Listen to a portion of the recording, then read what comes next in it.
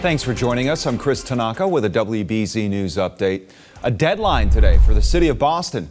Mayor Wu is set to respond to an ultimatum from the federal government over sanctuary city policies. A letter from Attorney General Pam Bondi says any sanctuary city policies must end now. It accuses sanctuary city policies of impending federal law enforcement and immigration efforts. The letter says Mayor Wu needs to show how Boston is actually rolling back these policies. We now know 4 people who were found dead at a home in Madbury are members of the same family. Police say they got a 911 call from a home on Maharmet Drive last night. Troopers found the bodies of 4 family members there, 2 adults, 2 children. A 3rd child, a toddler, was alive and unharmed. Right now, detectives are investigating this as a potential murder-suicide. They say there is no threat to the public. Local beachgoers need to be aware of the rip current risk caused by Hurricane Erin.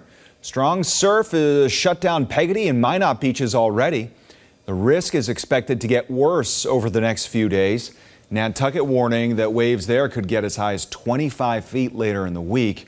Here's Jason with more on Hurricane Erin and our local forecast. All right, Chris, a new information in from the 8 a.m. advisory. A subtle downgrade now to a Category 2 storm for Hurricane Erin, down 5 miles per hour. Max sustained winds was at 115 miles per hour from the 5 a.m. advisory. Now it's down to 110. It's still likely to grow and mature back to a Category 3 storm as it moves between Bermuda and also the Outer Banks of North Carolina over the next several hours. Meanwhile, here back into the north, we have high surf advisories going into effect at 8 a.m. Tuesday morning through the end of us on Thursday, and also moderate rip current risk also going to be in effect for the Cape of the Islands and also a lot of our shoreline beaches. Meanwhile, temperatures really on the cool side of things, an early kiss of fall, 40s, 50s, and even 60s to kickstart our Tuesday morning. Widespread 70s arriving for us later on today with those east-northeast winds at roughly 5 to 10. We will actually build back clouds overnight tonight to allow for more spot showers. It's going to be a great evening for some baseball in the mid to upper 60s there. Down at Fenway as the Orioles are in town. Overnight tonight, some patchy areas of fog and also spot showers crisscrossing the Mass Pike as we wake up tomorrow morning. Most of the activity will surge a little bit farther south into Connecticut as well as Rhode Island, and the Cape and the Islands will likely be titrating down in terms of rain showers as we close out on our Wednesday evening.